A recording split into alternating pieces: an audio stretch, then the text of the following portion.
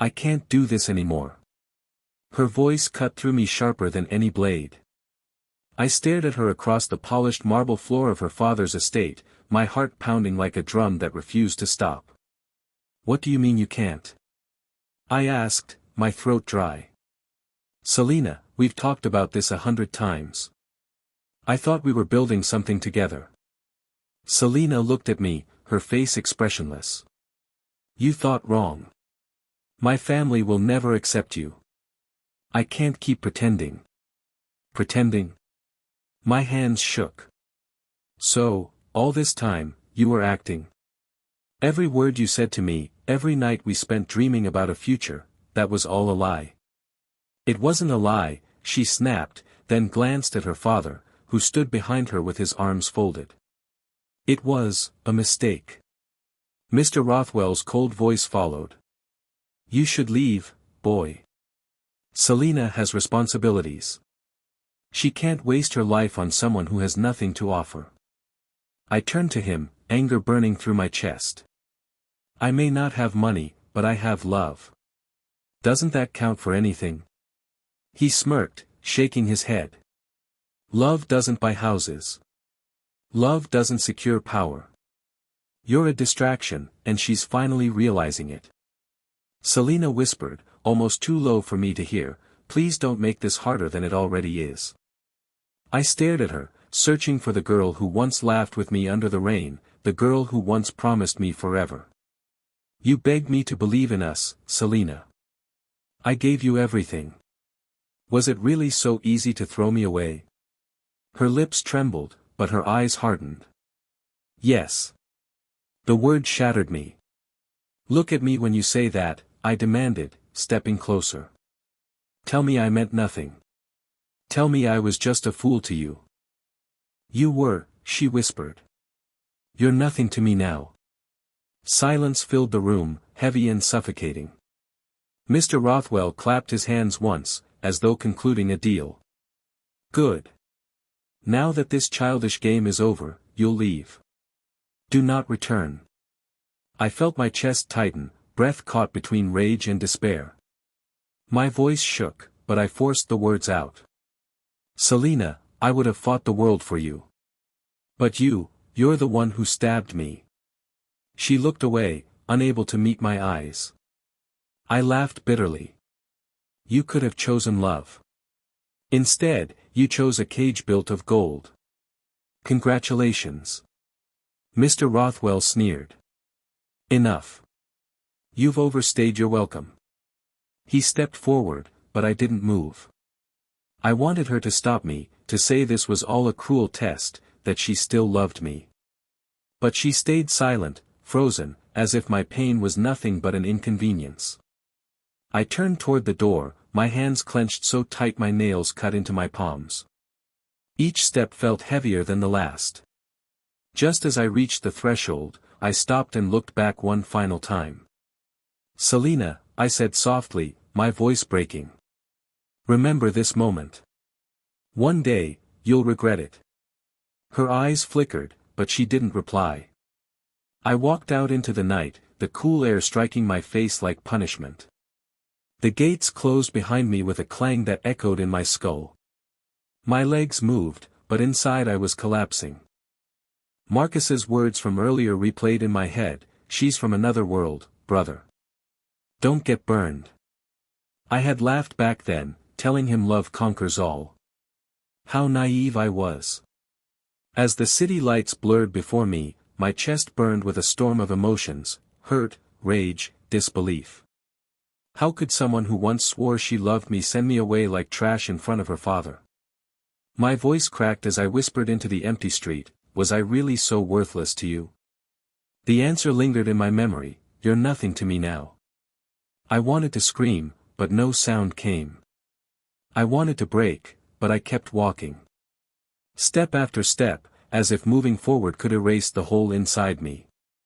That night, as the rain began to fall, I tilted my head up and let it drench me.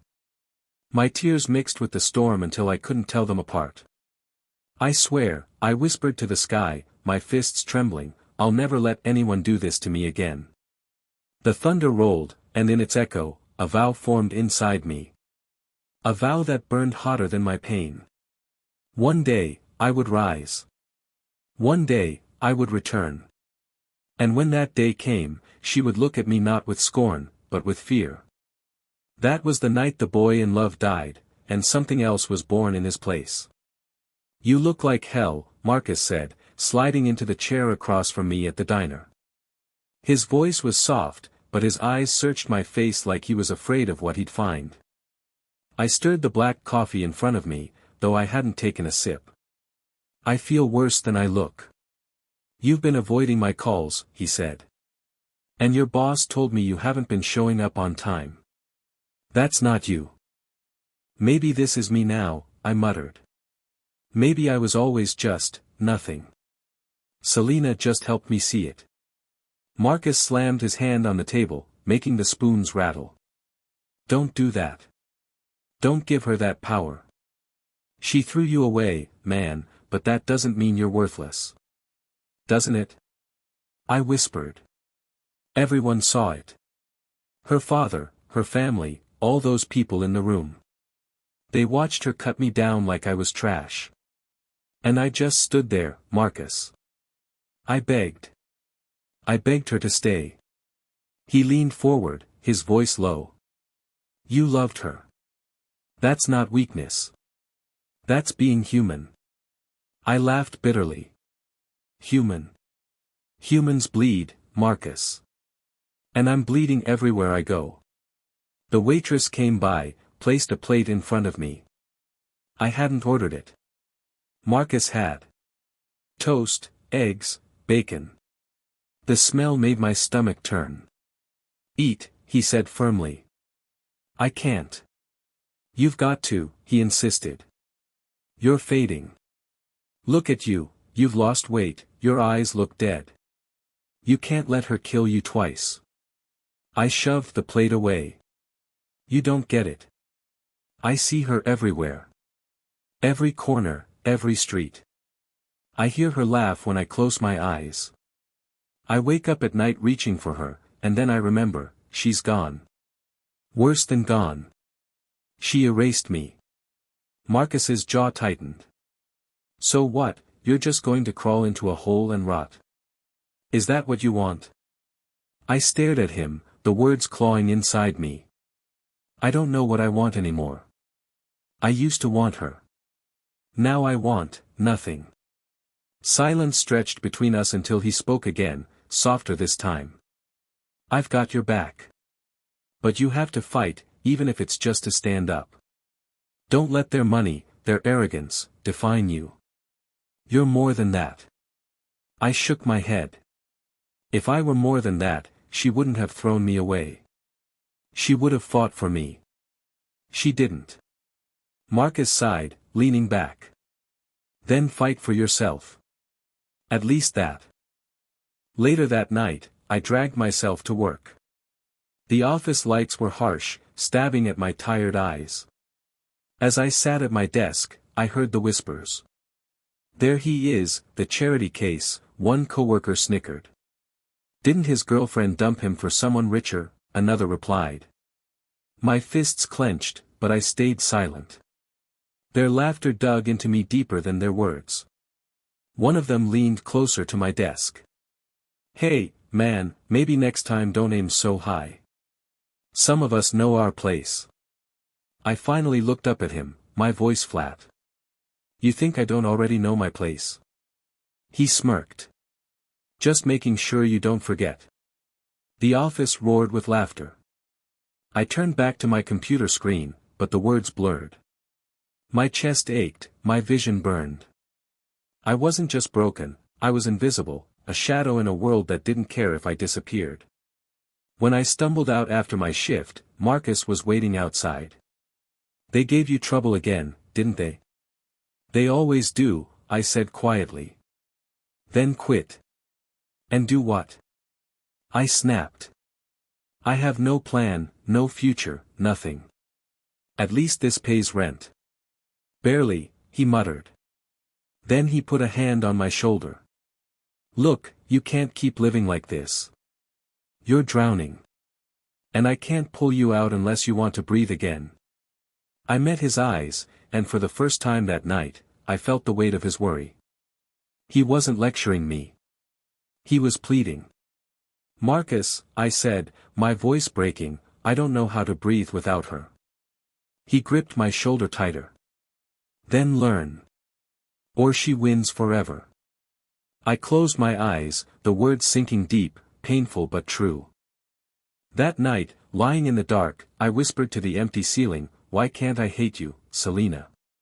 Why can't I just let you go? No answer came, only silence. And in that silence, I hated myself even more. You planning to sit on that bench forever? The voice startled me. I looked up from the cracked pavement where my eyes had been glued for hours. A tall man stood in front of me, his suit sharp, his eyes sharper. What do you care?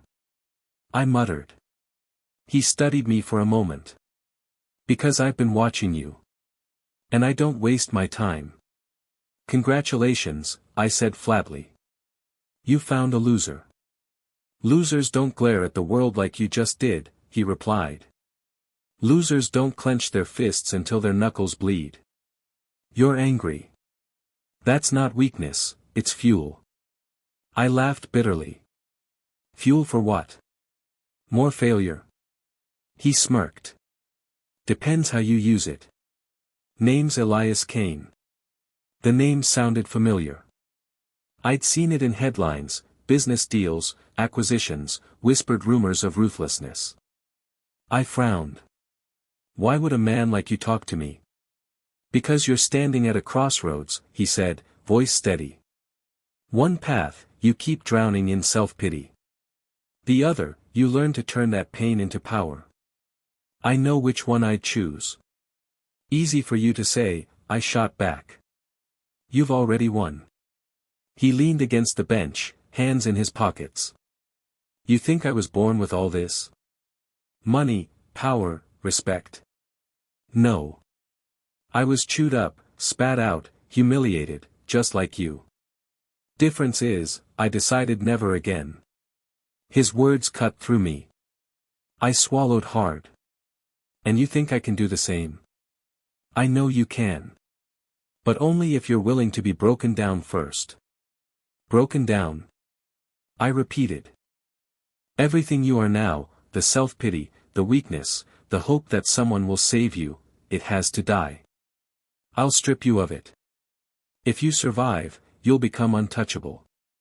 I stared at him, heart racing. And if I don't survive? Then you stay here, he said coldly.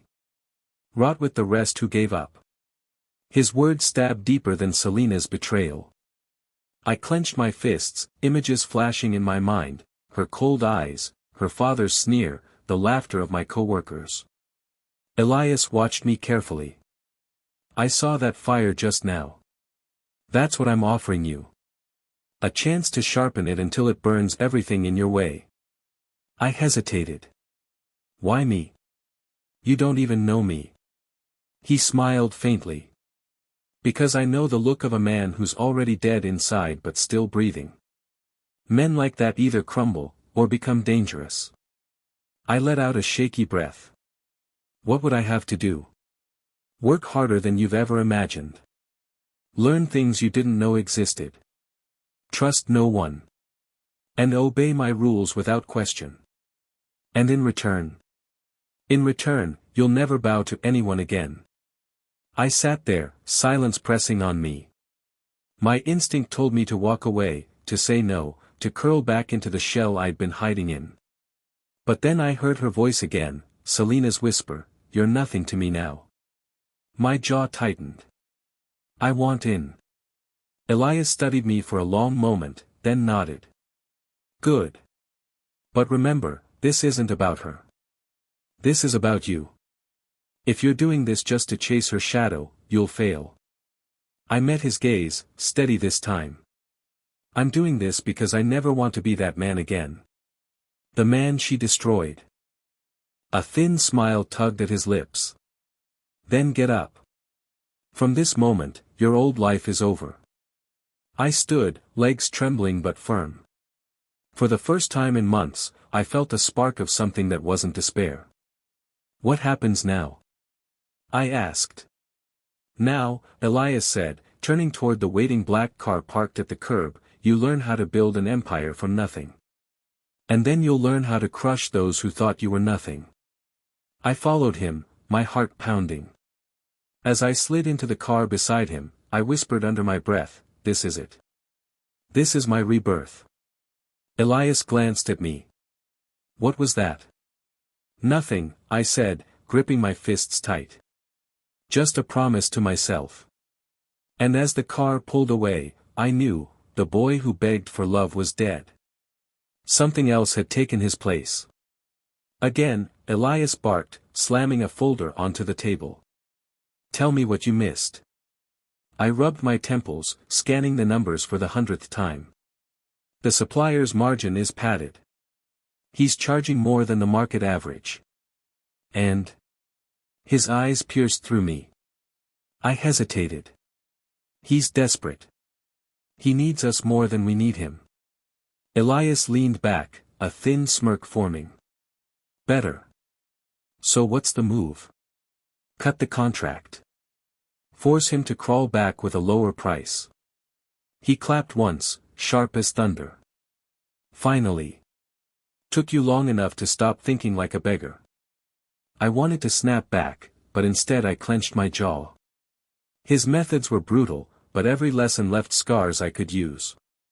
Later that night, I sat across from him in his study, walls lined with books and contracts. He poured 2 glasses of whiskey, sliding one toward me. You lasted longer than I thought, he said. I lifted the glass. I don't break easy. No, he chuckled, but you bend. And bending gets men killed. Tell me, why are you still here? Most would have quit. I stared into the amber liquid, my reflection fractured. Because I refused to be weak again. His eyes narrowed. Her. I didn't answer. My silence was enough. Good, he said. Use it. Let betrayal harden you, not bury you. Training with him was war. He threw me into negotiations where sharks circled, testing every word I spoke. He drilled me in reading faces, spotting lies, crushing hesitation. Watch his hands, Elias whispered once as we sat in a boardroom. Twitch means nerves. Exploit it. The man across the table stuttered through his pitch, and I cut him off cold. You're lying. Lower your ask, or walk. He collapsed within minutes. Elias only nodded, satisfied. Years blurred into a grind of lessons and victories. My body hardened too. I rose at dawn, sparring with trainers he hired, bruises painting my skin. At night, I studied contracts until my eyes burned. The weakness in me burned away, piece by piece. But one wound never closed. Still think of her? Elias asked one evening, catching me lost in thought. Sometimes, I admitted. Then good. Let her ghost sharpen you. He tapped my chest. The day you see her again, you'll stand taller. That's the fire I want. His circle noticed the change. Lawyers, advisors, men who once dismissed me now measured their words around me. You're Cain's protégé, one muttered at a dinner, eyeing me with new respect. Protégé? I said, leaning forward. No. I'm his equal in the making. Elias laughed, raising his glass. Careful. He bites now. Their laughter filled the room, but I saw it, the flicker of recognition.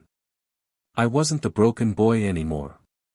One night, after a long sparring session, I collapsed into a chair, sweat dripping. Elias entered, tossing me a towel. You're not the same man I met, he said. I wiped my face. Good. That man was pathetic. No, he corrected. That man was raw material. This, he gestured at me, sharp, unyielding, this is steel. His words sank into me like iron. For the first time, I didn't feel like a shadow. I felt alive. Still, when silence fell, her laughter haunted me. The memory of her eyes as she threw me aside burned hotter than any sparring match. I whispered to myself in the dark, one day. Elias found me staring out the window one midnight. Can't sleep? No. You dream of revenge? Yes. Good, he said, voice low and certain. Because revenge isn't a dream. It's a plan. And I'll make sure you're ready when the moment comes. I turned to him. And if I fail? He smiled, cold and proud. Then you're not my student. That night, I swore under the stars I'd never fail again. The boy who once begged for love was gone. In his place stood someone forged in fire, sharpened by cruelty, and driven by a single purpose. And every victory I claimed, every lesson I mastered, was fuel for the day I'd stand before her again, no longer broken, no longer weak, but untouchable. The conference room was polished marble and glass, filled with voices and handshakes. I walked in with Elias's associates at my side, power echoing in every step. Gentlemen, one of the businessmen greeted, thank you for joining us. The Rothwell family will arrive shortly. The name hit like a blade, but I didn't flinch. Instead, I adjusted my cufflinks. Good. Let's see if their reputation matches reality. The doors opened, and there they were, Mr. Rothwell, tall and stiff, his wife Clara at his side, and her. Selina. Mr. Rothwell extended a hand. Elias Kane's protégé, I presume. I clasped his hand firmly. Not a protégé. A partner. His eyes flickered at my tone. Clara offered a soft smile. We've heard much about you. A remarkable rise. People exaggerate, I replied smoothly. I prefer results over stories. Selina's gaze finally landed on me. Her lips parted, color draining from her face. I gave her nothing but a cold, measured smile. We sat around the table, contracts spread before us. The discussion began with numbers and projections. Mr. Rothwell spoke confidently. Our company brings prestige to any venture we touch. I leaned back. Prestige doesn't balance books. Show me value. The room quieted. Clara placed a gentle hand on his arm. He has a point, darling. His jaw tightened. Of course. Our shipping routes alone. Overpriced, I cut in. And outdated. I can source better within weeks. Gasps whispered around the table. Elias's lawyers smirked behind me. Selina finally found her voice. You've changed. I turned my head slowly. People do. Her fingers curled against the table. You're different. I am, I said flatly. I learned to disappear when told. And to return when it suits me. Clara glanced between us, suspicion dawning. You two know each other? Selina's voice faltered. He's no one important. I laughed, sharp and low. No one important. That used to be true. Not anymore. Mr. Rothwell cleared his throat, irritation rising. Let's remain professional. The deal. There will be no deal, I interrupted. Not unless your terms change drastically. His eyes narrowed. Do you realize who you're speaking to? Yes, I said, leaning forward. A man who once thought his power untouchable. Times change. Silence thickened. Clara spoke softly, almost pleading. Surely we can find common ground. I met her eyes, her gentleness so unlike her husband's. Perhaps. But not if you believe arrogance still carries weight. Selina's voice cracked. Why are you here? To remind you, I said, my gaze locking on hers, that ghosts don't always stay buried. Her lips trembled. She couldn't hold my stare. The meeting dissolved into tension, Rothwell muttering about revisions, Clara trying to soothe, and Selina silent, pale, shaken. I gathered my papers calmly. As I rose, I looked directly at her. You told me once to disappear. I did. Now I'm back. She froze. I let the silence linger, then turned with a cold smile that promised everything she feared. The first cracks showed when one of Rothwell's suppliers pulled out. I sat across from Marcus in a quiet bar, my glass untouched. They're scrambling, Marcus whispered. Contracts are slipping through their fingers. You sure you don't want to let them know it's you? I shook my head. Not yet. Poison works best slow. I want them to wonder who's cutting their strings. He smirked. You're enjoying this. I'm savoring it, I corrected. A week later, Selina found me outside the hotel lobby, her perfume hitting before her voice. You're impossible to find, she said softly. I wasn't hiding. Her smile was forced. Fate must be giving us another chance. I let a pause stretch. Fate? That's a pretty word for something that feels more like irony. She stepped closer. I was wrong back then. I didn't see your worth. But look at you now, strong, powerful. Maybe it was meant to be. I studied her face, the same lips that once crushed me. So now that I have power, suddenly I'm worth your time. Her eyes flickered. Don't say it like that. I just want to fix things. I chuckled. Fix things. You threw me away like trash. Trash doesn't need fixing. It just needs to rot. She flinched, but her voice trembled sweet. I didn't mean it, not the way it sounded. My father. I cut her off. Your father didn't put those words in your mouth. You did. The next day I met Daniel Rothwell for the first time. He barged into the meeting room, arrogance dripping with every step. So you're the man everyone whispers about, he sneered. The one making waves. I leaned back. Waves? I prefer storms. He laughed loudly. I like that. You and I could get along, if you're not against a little fun. What kind of fun? He leaned in, lowering his voice. Women, gambling, drinks. My father hates it, which makes it better. Interested? I smiled faintly. I'll think about it. He slapped my shoulder like we were old friends. Good. Stick with me, you'll taste freedom the way it's meant to be. Freedom. No, what I saw was recklessness I could use. Later, Marcus warned me. That boy's a walking disaster. That's why he's perfect, I replied. A pawn who thinks he's a king. Marcus frowned. You're playing with fire. I was burned once, I said coldly. Now I'm the one holding the flame. Selina cornered me again at a gala, her gown glittering under the chandeliers. You're avoiding me, she accused. I'm busy, I answered, sipping my drink. Busy destroying my family, she whispered sharply. I met her gaze. Why would I waste my time on that? She searched my face, desperate.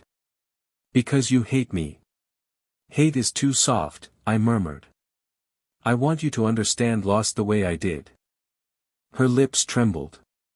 Please, don't. I leaned closer. Begging doesn't suit you, Selina. Her eyes watered, but she forced a smile as guests passed by. To them, it looked like flirtation. To us, it was war. The Rothwell empire began to wobble. Deals slipped, allies vanished. Daniel bragged in public while bleeding money in private. Mr. Rothwell shouted in boardrooms. Selina's charm faded under strain. And I kept pulling strings, one by one. Marcus asked me one night, how far will you take this? I stared out at the city lights. Until they choke on every word they ever used to break me. The restaurant glittered with golden lights, the kind of place Selina once told me I'd never belong to. Now she sat across from me, her smile stretched too thin. "You look different tonight," she said, tracing her glass stem with trembling fingers. "Different how?" I asked. "Colder. Stronger. I don't know if I like it." I leaned back. "I didn't come here for your approval." Her lips quivered before curving again. "You used to hang on my every word.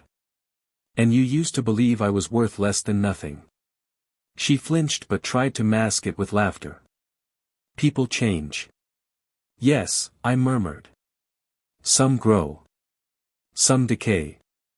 Rachel arrived late, sliding into the seat beside me with effortless grace. She shook my hand firmly before acknowledging Selina. "Apologies," Rachel said, "traffic was chaos." "I trust one haven't missed anything important." Selina's eyes narrowed. "And you are?" "Rachel Moore," she replied smoothly. "Investor. Partner. Friend." Her tone lingered on that last word. Selina gave me a sharp look. "You move quickly." I smirked. "Or maybe you're just too slow." The waiter poured wine. Selina leaned forward, her voice soft. "I still remember the nights we planned our future." I raised my glass. "I remember the night you burned it all." Her throat tightened. "I didn't burn it. I was pressured." "No," I cut in. "You enjoyed it. You looked me in the eyes when you told me to disappear." Rachel studied her carefully. "Sounds like quite a story." Selina snapped, "It's in the past."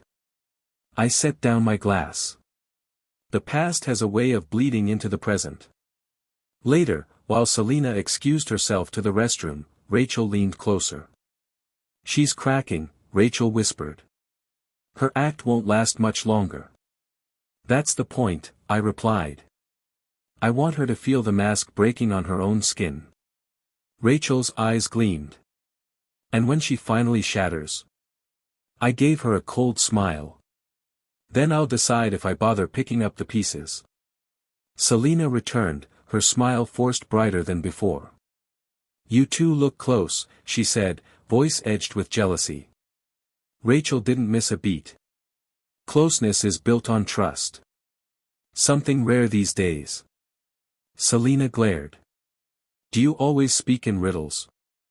"Only when the truth is too obvious," Rachel replied coolly. I let the silence stretch before speaking. "Selina, this dinner isn't about the past or your regrets. It's business. If you can't separate the two, maybe you don't belong at this table." Her voice cracked. "I just want us to." "There is no us," I interrupted sharply. "There's only what you destroyed, and what I've built from the ashes." The check arrived. I slid my card without hesitation. Selina's hand twitched toward her purse, then froze, as if remembering the crumbling empire behind her name. Outside, under the night air, she grabbed my sleeve. "Tell me, honestly, do you hate me?" I looked into her desperate eyes. "Hate would mean you still matter. What I feel is colder than that." She recoiled like I'd struck her. "Then why spend time with me?" "Because," I said softly, "watching you break piece by piece is better than forgetting you ever existed." Rachel stepped closer, slipping her arm through mine. "We should go. Some of us have empires to build, not bury." Selina's eyes widened at the sight, pain flickering beneath her forced smile. "So that's what this is? A show? To make me suffer?" I leaned down, my voice sharp as ice. "No. The show is watching you try to smile while everything you love burns around you. That's the performance I came for." Her lips trembled. For the first time, she had no words. I walked away with Rachel at my side, Selina's silence following like a shadow. Daniel's scandal broke first. Pictures of him drunk, women clinging to him, debts piling in smoky backrooms, it was everywhere. Marcus slid the newspaper across my desk. He's finished. The Rothwell name is poison now. I scanned the headline, smirking. Not finished. Just bleeding. I want them to crawl before I crush them. He raised a brow. And if they come begging? I leaned back. Then I'll smile and sharpen the knife. 2 weeks later, Mr. Rothwell stormed into a business gathering, face red, voice shaking. I stood at the bar with Rachel, watching. Lies, he shouted at a group of investors. My son is being targeted by jealous competitors. One of them scoffed. Your son targeted himself with a bottle and too many women. Laughter rippled. Mr. Rothwell's fists clenched. He noticed me, eyes burning. You, he snapped, marching over. You did this. I sipped my drink slowly. I don't waste time on spoiled boys. You think I don't see it? Every deal slipping from my hand, it's you. Rachel spoke smoothly before I could. Mr. Rothwell, if your empire collapses from one scandal, maybe it wasn't strong enough to begin with. His face twisted. You'll regret this. I smiled coldly. No. You will. Days later, Selina came to me alone, no makeup, no pretense. Please, she whispered across the table. Help us. I tilted my head. Funny. You once told me to disappear. Now you want me to save you? Her eyes watered. I didn't know this would happen. I thought you'd moved on. I did move on, I said. That's why I'm here, watching you fall instead of standing beside you. She reached across the table. I still care. I pulled my hand back. You care because you're losing everything. Not because of me. Her voice broke. So you'll let my family drown? Yes, I whispered. I'll watch every bubble rise until you choke. Mr. Rothwell tried once more, this time in private. He arrived at my office, pride stripped away. I underestimated you, he admitted stiffly. You've built power fast. I'll respect that. But business is business, help me, and I'll make it worth your while. I leaned forward. Worth my while? Do you remember the night you called me worthless? Do you remember watching your daughter spit on my future? His jaw tightened. That was a mistake. No, I said, voice sharp. That was your truth. This, now, is my truth. He stood, fists trembling.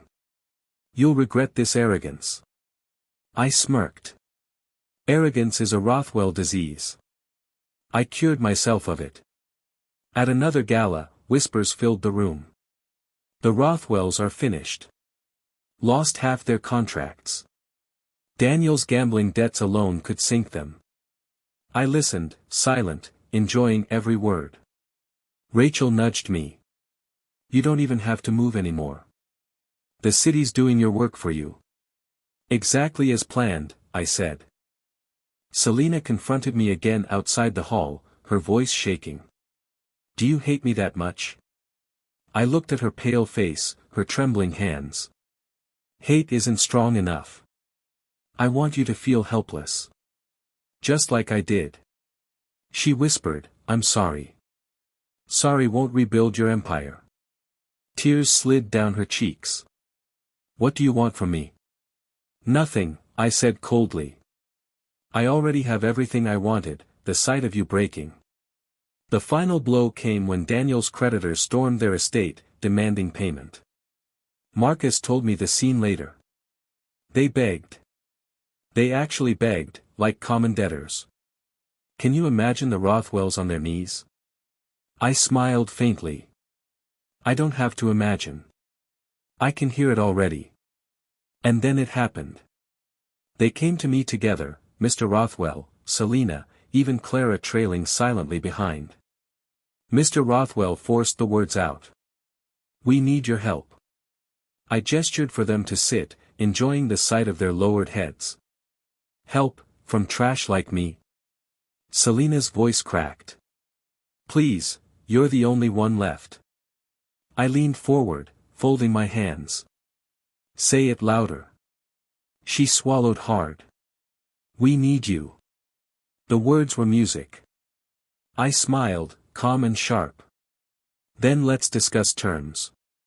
Inside, I laughed. The taste of power was sweeter than I'd ever imagined. She arrived late at night, eyes swollen, face pale, shoulders trembling. I opened the door without a word. She stepped in, voice cracking. Please. I can't take this anymore. I said nothing, just gestured toward the chair. She sat, hands shaking in her lap. I was wrong, she whispered. All those years ago, I didn't mean it. I didn't want to hurt you. I leaned against the table, arms crossed. Silence hung between us. I was young, she pressed on. You don't understand what it was like, my father controlling every move, my mother watching me like a hawk. I couldn't choose you, even if I wanted to. Her voice trembled. But I did want to. I swear I did. I stared at her. No answer, no comfort. Just silence.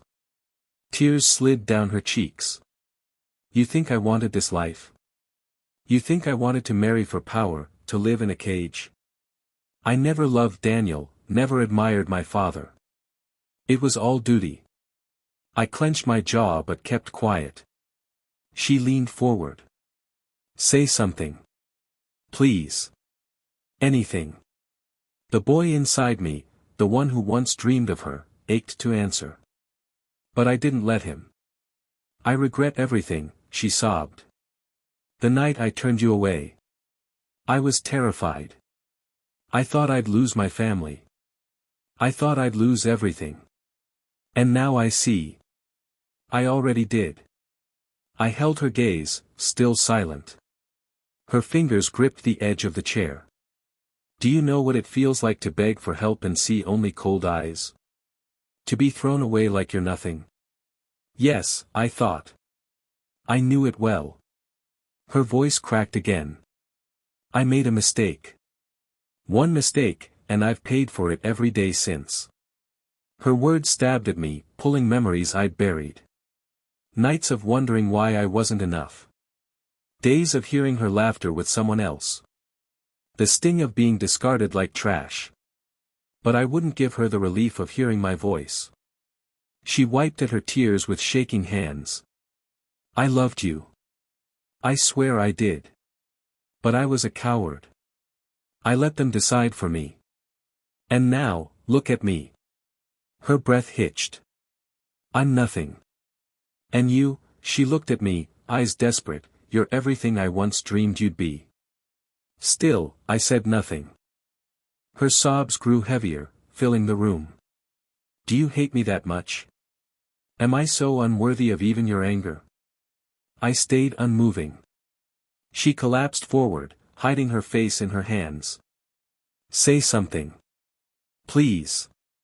Scream, curse me, spit in my face, anything but this silence. The old me wanted to reach for her, wipe her tears, tell her it wasn't too late.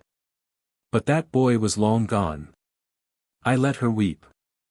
She looked up, mascara streaked down her cheeks. Do you know how empty it feels to be unwanted? To be discarded? I did. She gave me that gift once. I thought I was strong, she whispered. But without you. I was weak. I am weak. Her tears hit the floor. Each one felt like a confession carved into stone. You win, she said finally. I have nothing left to hide behind. Not pride, not family, not love. Just emptiness.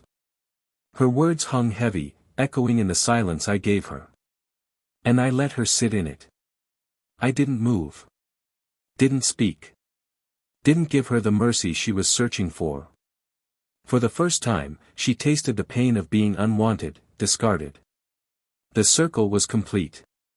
I never thought I'd see this day, Mr. Rothwell muttered, his voice low, stripped of arrogance. You always thought you'd stand untouchable, I replied. But everything burns when the foundation is rotten. Clara's hands shook as she clasped them together. Please, there must be a way forward. Families recover. Empires can be rebuilt. Empires can, I said. But pride? That rarely survives collapse. Selina looked at me then, her eyes hollow. Is this what you wanted? To see me like this? I studied her face, the one that once held every dream I had. No. What I wanted died the day you chose their approval over me. Her lips trembled. I was young. I was afraid. And I was nothing to you, I cut in. A man you could discard with a smile. Don't do this, she whispered. Don't pretend you don't still feel something. I leaned forward slightly. I feel satisfaction. Not because you're broken, but because I'm not. Mr. Rothwell slammed his hand on the table. Enough of this theater. State your terms. I already have power, wealth, and respect, I said evenly. I don't need scraps from you. What I want is simple, acknowledgement. Publicly admit your failures. Sign over what remains of your influence. No more masks. You humiliate us, he spat. No, I said. You humiliated yourselves when you built your kingdom on lies. Rachel, seated at my side, finally spoke. You can accept his terms and have a future, or fight and lose everything. Choose wisely. Clara's voice broke. Henry, stop. We've lost enough. Mr. Rothwell's glare could have set fire to stone, but even he knew the truth. Fine, he said through clenched teeth. Selina's tears spilled over. And what about us? She asked me. Not business, us. There is no us, I said. That story ended years ago. She shook her head. You can't mean that. Everything we shared. Everything we shared, I interrupted, was destroyed the moment you told me to disappear. That boy you mocked is gone. The man you see now doesn't need your love, or your validation. Her voice cracked. So you hate me? I shook my head slowly. No. Hate would mean I still carry you inside me. I don't. She stared, as if the words cut deeper than any hatred could. Rachel leaned closer to me, her tone quiet. You don't have to stay here. They'll sign. It's over.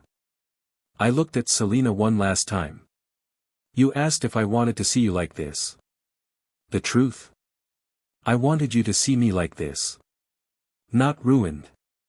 Not begging. Standing higher than you ever imagined.